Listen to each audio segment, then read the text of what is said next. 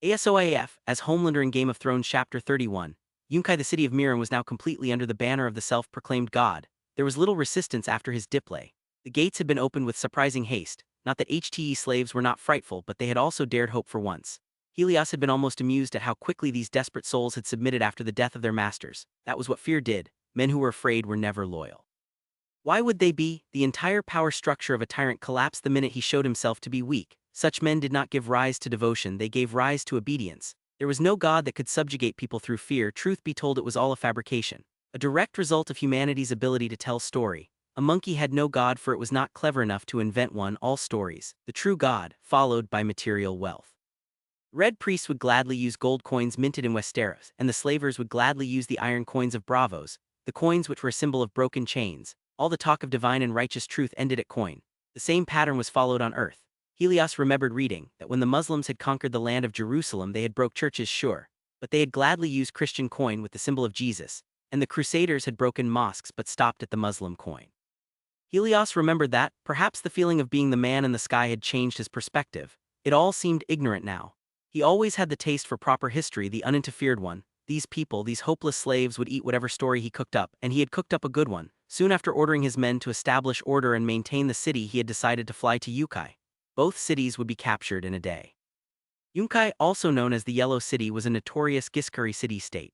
Located on Slavers Bay, it was ruled by an oligarchy of wealthy slave merchants called wise masters. It was known for selling bed slaves. How the city could grow so wealthy by selling whores, Helios did not know. This city was the smallest of the slaver city in Slavers Bay, and Helios was no longer in any mood for fancy speeches or flashy display. The God act had rendered him unable to do things he wanted to do. He had put himself on a stage and there was no getting out. The act had got boring. He wanted to be truly free once he came here in this world. But he had conveniently put a collar around his neck. Helios gazed at the Athenian army below him. They were in formation, still preparing for a siege. Helios had also seen the Yunkai army, a bunch of sellsword companies, the Second Sons, the Windblown, and Long Lances. A grand total of 5,000 men. Helios cared not for the poor display. With his extreme speed he flew down just enough to see the gates of the city up close. The sonic boom had made every man look up. The Unsullied had been made aware of their god's presence. As he heard heartbeats skyrocket, he simply unleashed fire through his eyes, completely wrecking the gate of the city. The sellswords present, at least 1,000 of them, were dead. Many others rendered immobile. Helios continued until he had completely killed every important enemy present. Then he halted, clearing his eye of the flame. He went up in the air again. The Unsullied were quick to march on their feet, rushing to enter the city. They knew their command well: establish order and prepare the Yellow City for integration. With this, Helios flew straight to the main pyramids in the city. Making his way to the center of the city, he lasered his way through every man who held a whip. He cared not for the chaos he was causing. This was just another nasty work that had to be done for the greater good. With all opposition wiped out before a single soul properly digested the absurd reality, Helios went ahead and helped himself to the main throne, and he waited for his men to show up. The quicker this was done, the better. Note, this is it, guys. Sorry for the shorter chapter. Managing college, and this is a headache. Besides, I do not see this fic gaining much traction, but I will post, rest assured. Just not long chapters. Chapter 32, Rome. A year later, 299 AC, 3 great slaver cities had fallen under Helios's banner. He wished he could say ruling was entertaining, but it truly was not. The sudden unity of Slavers Bay had caught every other SOC city. The ones known for their economy being built of slavery. The names of the cities were changed to something from home that Helios liked to recall. Ostepper had become Athens. Yunkai had been renamed to Sparta. Myrr had been renamed to Macedon, the Greek city-states of old. Helios had loved the idea. His council, which had questioned the origin of the names, had only gotten another outlandish tale. Better still, he had given his new kingdom a proper name. Rome. This was no longer Slavers Bay, but Roman Bay. Helios had been sure to erase any sign of slavers remaining, removing their identity, root, and stem. Although Romans were slavers, but they were better, and people here did not know that. The slaves were quick to accept the propaganda spread by the scholars. Many had converted upon laying eyes on Helios. He enjoyed the attention, but he would not deny how uncomfortable it had been to see so many bow. The freed slaves had completely adopted their new identities. In a year, the Roman Bay was growing richer than it ever had when it was still Slavers Bay.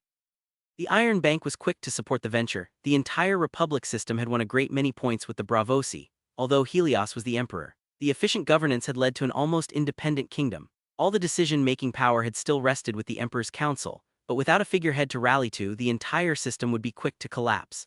A little more adjustments had to be made to make it truly independent. Helios had worked on the construction of a senate in Myrr. The abolishing of slavery and human rights had made him many enemies. especially the ones who were directly affected by the halting of the slave trade, leading to relying on the Iron Bank and Bravos for more support, not as much as Helios had made it out to be. He wanted the other cities to believe there was still flaw with the Roman Empire. Bravos too had believed the unstable structure. To them a foolish monarch was simply giving away his powers. They had been eager to help in the endeavor. Helios had scoured the lands he ruled. If Athens had an iron and emerald mine, the others were better. Yunkai had a gold mine in the mountains and Myrr had diamond mine along a small batch of gold mine. Helios had restructured the army to meet the Roman legion system. He now had command over 70,000 soldiers, all trained and ready in a year's time, with a fleet of 400 ships, making him the most powerful ruler militarily in Essos. Within the next year he expected to have a standing army of 100,000 strong. Missandei had managed the new spy system efficiently. He had eyes all over the world now. The news of Westeros was most shocking. All the 7 kingdoms had put resources into the maintaining of the Night's Watch.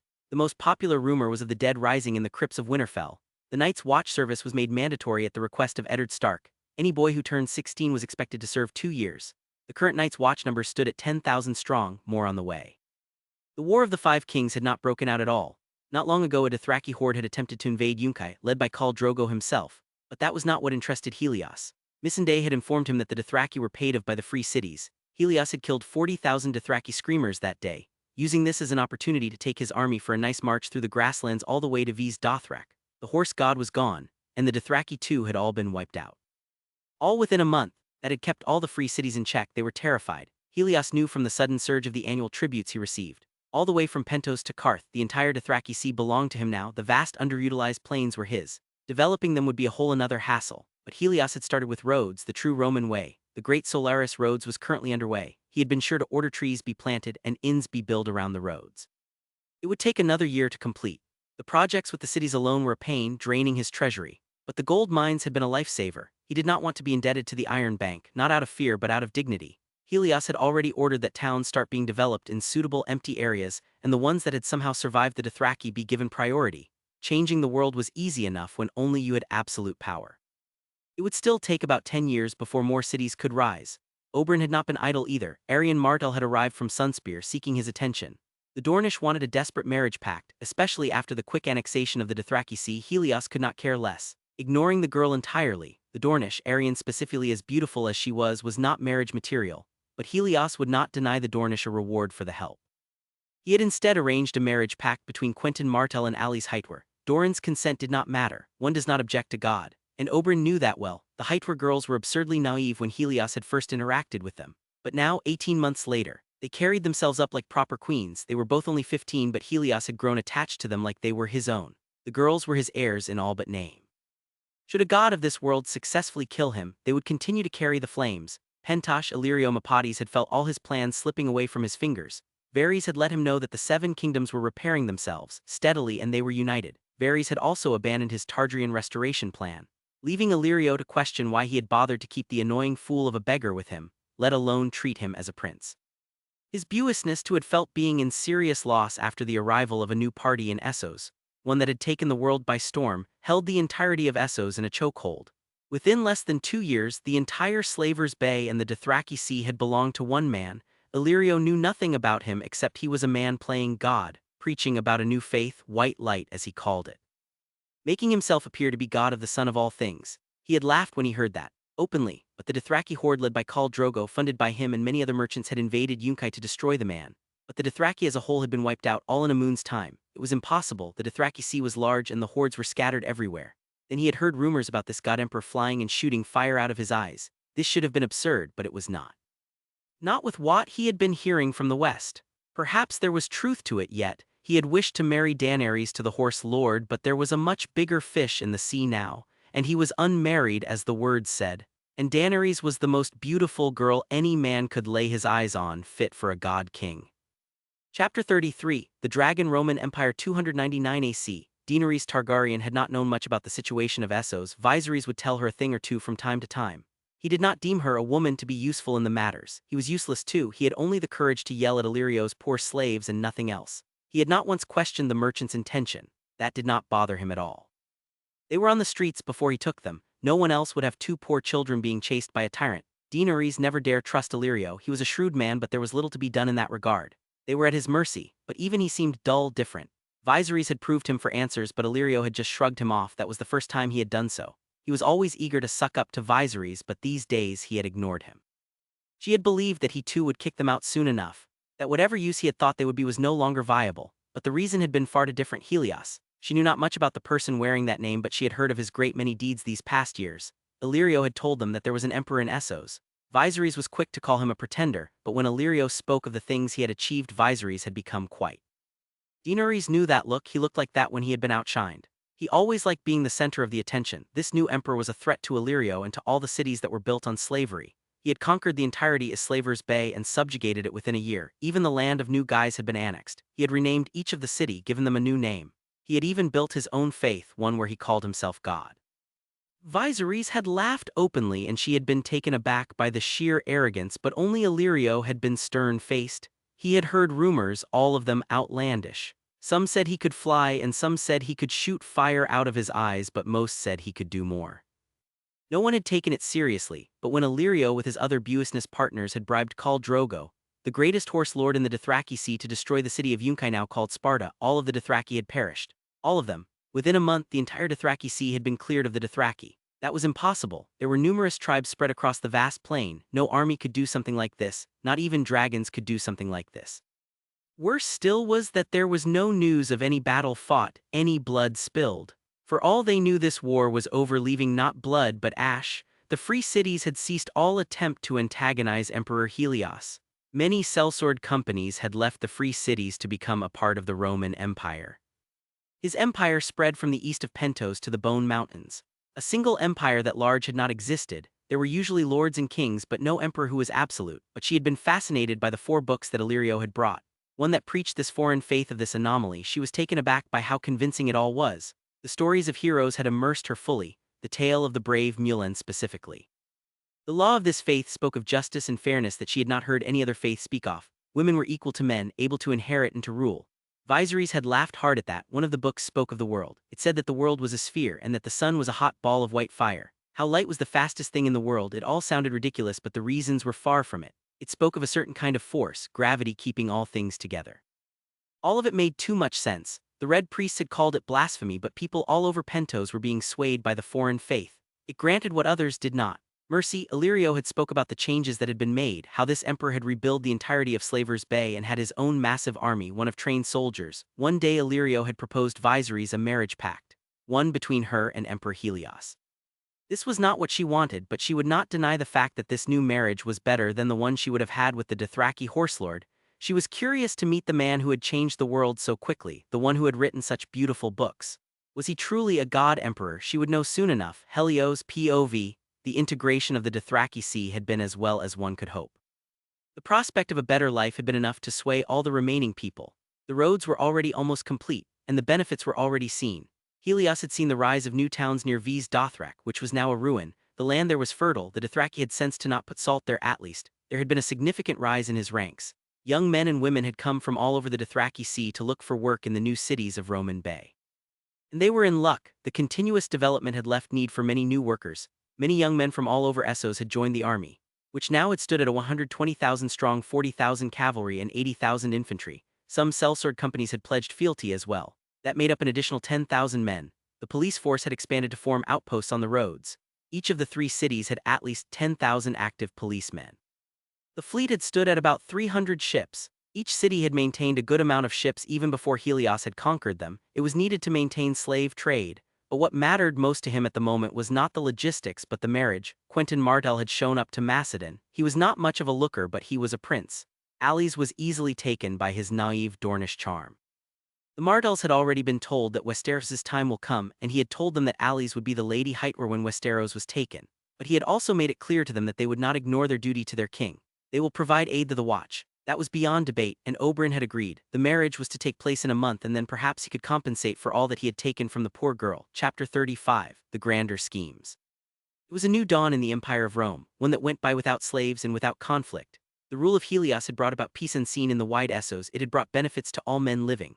This new age is ours. Helios ordered, we have in our hands a great empire, one that we must preserve with all our might. For this is our land, land of the free and land of the prosperous. I have given you all that much. It is you, however, that will build the lives you want, you desire.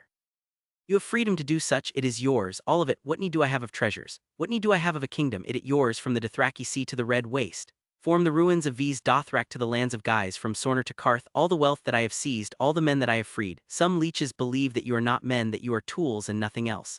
That would have been so if I had not arrived, look at you now. Men adorned with the greatest of armors, adorned in silver and the finest of metals. There was once a time when you were expected to stand until you were dead. There was once a time when you were ordered to serve your masters until death, mere objects and playthings. Now you wear golden crowns. That is what you deserve, and that is what you always will be. You are not iron, you are gold. Those who had chained the people of this great empire once strike again. Calling me an abomination, ones who want their old barbaric ways. We will not let that happen today. As we march to subjugate to triarchy and free those who are still suffering under the chains of slavery. We send a message to the entire world, one that no man can claim ignorance from. There will be justice. In the name of the All-Father, I will liberate all lands and all their people from suffering and give them a land of milk and honey. There will come a time when all men will work, not to survive but to thrive, and babes will grow up to be free men and kind people. All men are created equal, all men are blessed by the sun. Let us sing and dance, for it is not a day to silk and panic for the battle to come, but to rejoice as one more land will be free. He finished, to the loud applause of his army. Helios had marched to crush the triarchy after their ignorant display to try and send faceless men. It hadn't worked, but 3 unsullied were dead, and that was a slight that he was going to repay 100 gold by crushing every land west of his empire. Pentos, Kohor, and the triarchy and Volentes, all those lands had invited death, and it had answered. Helios Har marched with 150,000 men to completely annex the remaining kingdoms west of the Bone Mountains. It had been 3 years since he had arrived in the world of A Song of Ice and Fire, and within those 3 years he had done the unthinkable and conquered a quarter of the continent. That was expected. He was a superior being to everything this world could throw. Within the last year he had finished his roads, and established the greatest army the world had seen in thousands of years. All trained and all ready, the land waiting to be conquered was Myrr, and that too would fall tomorrow. Through the new siege engines Helios had helped design and inspiration form his home world, all he truly needed to do was draw designs of cannons of the 15th century, and great many knowledgeable men had been eager to prove him right. Build his weapons, the purpose of them was simple. Helios could conquer the world and do so easily, but he was a transmigrator. There was little certainty of what he had built lasting. The gods of this world were against him at every step of the way, and this world had a tendency to go back to the more pathetic state of things. There had to be certainties, and it was true that no weapon could hurt him, not even nuclear bombs, and given how slow this world progressed on its own, that would probably take a few thousand years. Helios had to know whether his army had been fit for war, and now he would know. The cabins were in order, and all he had to do was wait and watch as their 30,000 men, sellswords and slavers, get demolished. It was a beautiful city, one that Helios would like very much in his grasp. Helios had despised the new world. There had been little comforts. He was used to the misery now, but this was a world where even water was not safe. Right now, there would be room to negotiate with the slavers, more mercy than they had deserved. Helios waited for the masters to set up the tent in which Helios would meet them. He had been eager to show them their insignificance. And the tents were eventually set up, and Helios made his iconic entry, just floating his way to the tent for all the masters and slavers to see. Their faces had been astoundingly terrified. Helios had always enjoyed that terror. It was getting old, but still the power felt had been too amazing to simply quit. With that he flew slow and steady to the tents. All men on the enemy side had lost all composure, as the bugs always did. Seeing a bigger fish, the biggest fish in the ocean, the world had laid herself before him, cheeks parted and waiting for him to show up and do the deed. And so he had, and he shall continue to. Note, wait, don't leave, I am desperate. Even if y'all don't want to read the Blue Hearts Night, please at least do me the favor of putting it in your collections, maybe a few Power Stones. By chapter 36, where the night had been quiet and damp, one that hunted at the signs of winter, Helios had found it strange. Essos was not meant to feel this cold this time around. The Myrish diplomats had watched him with absolute dread. Helios did not fault them for it. What else could man feel in that particular moment? He did not wait for the diplomats to come to their senses. He gazed at one man, yellow-robed and fat. "Hello, people?" With his traditional smile that made them flinch further. A long moment passed as he looked to the trembling men. "HHM, good day, your eminence." The yellow-robed man tried and failed to keep his composure. "I have not much to say to the slavers. There will be mercy if I find the gates open and heads of the rulers of Myrr at my feet. Send word. There will be prosperity and growth, or there will only be death. Pointless and unrequited." With a single push, Helios returned to his own army camp with a flash that pushed the Myrish men several feet away. This would be a slaughter whether Helios was present or not. Myrr had all but 15,000 men, sellswords and peasants. Helios had brought 10 times that, trained to slaughter, armored finer than knights. This was never fair, Associ had never worn proper plate armor. That is how the Dothraki managed to maintain their dominance all throughout the continent. Walls could only go so far in defending. He waited, the hours crawled. Somewhere in the city a dog barked and was silenced. Galley tried to slip out of the harbor under cover of darkness. One of the diplomats, Helios, did not bother. At last the eastern sky began to rise. Trumpets sounded along the walls. Men shouted. Ballistae creaked as they were cranked into position. Helios smiled at that. The first heat vision lanced out in twin crimson beams and struck the main landward gate's dead center. Stone that had stood for centuries flared white-hot, then ran like wax. The iron reinforcements glowed cherry red and sagged. A second passed, longer this time, and the entire gatehouse collapsed inward in a roaring avalanche of molten rock and splintered timber. The concussion wave flattened the first three ranks of defenders behind the wall and sent the rest staggering. Helios landed in the breach before the dust had settled. Crossbow bolts hissed past him. A few struck his chest and shoulders and fell harmlessly to the glowing rubble. He ignored them. One sweep of heat vision cleared the nearest battlement. Men tumbled, trailing smoke. Another sweep turned a ballista and its crew into a single charred sculpture. He walked forward into the city. Behind him, the Unsullied began to move. They came in perfect silence, ranks tight, spears leveled, shields locked. They poured through the burning gate like a silver tide.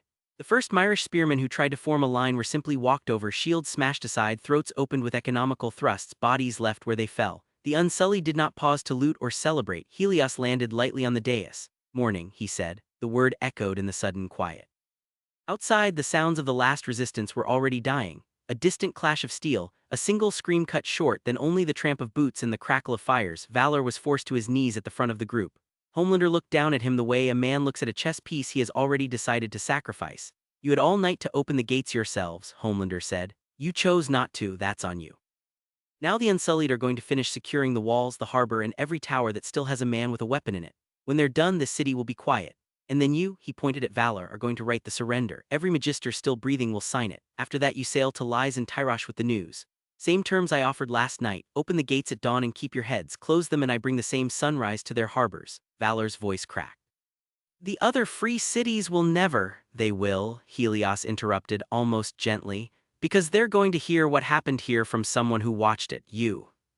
And if they don't listen, I'll find someone else who will. There are always survivors." He rose into the air again, hovering beneath the broken dome so that the light of the new day framed him in gold and fire. Below, the Unsullied continued their methodical work, clearing streets, disarming holdouts, planting the first of the Roman flag on the highest towers. By midday, the last pockets of resistance had been erased.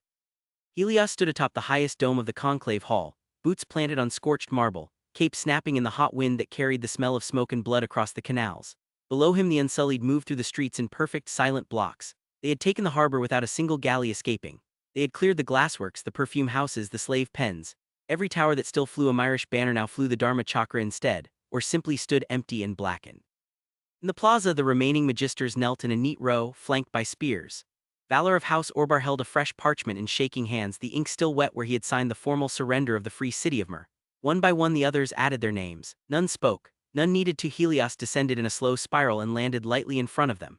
He took the parchment, glanced at the signatures, then folded it once and tucked it into his belt. "Congratulations," he said, voice bright and almost cheerful. "You're the first free city to join the new order. Try not to look so unhappy about it. Clean this place up," he said without looking back. "I want it presentable by the time the next city hears what happened here." Then he rose into the afternoon sky, leaving the conquered city silent beneath him. "Note, last we meet till Monday exams. Add the Blue Hearts Night in your collections and donate a few stones. Come on, brothers, cost you nothing, motivates me to write more fics. Please, I need this. Bye, new chapter is coming soon."